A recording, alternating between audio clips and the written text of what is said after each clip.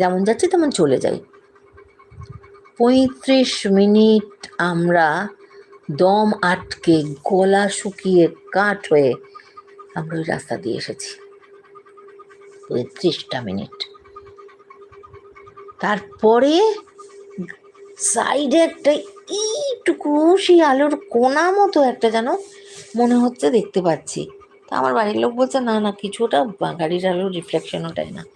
আমি বলছি না, আমি ডান সাইডে বসা ছিলাম, আমি বলছি না আমার ওটা ভালো লাগছে। যখন আমরা সেই জায়গাটা গেলাম বুঝতে পারলাম ওটা একটা বাড়ি, মাটির বাড়ি, একদম এরকম নিচু নিচু বাড়ি, এরকম কিরম গোল গোল প্যাটার্নের এরকম বাড়ি, ওপরে হোগলা পাতার ছাউনি, আর ওই যে বেশ অনেকটা এক হাত ঢুকে গিয়ে তারপরে কুটুরির ভেতর না জানলার পাল্লা, এবং সেগুলো একদম সেটে বন্ধ করা, সমস্ত সেটে বন্ধ, সেটে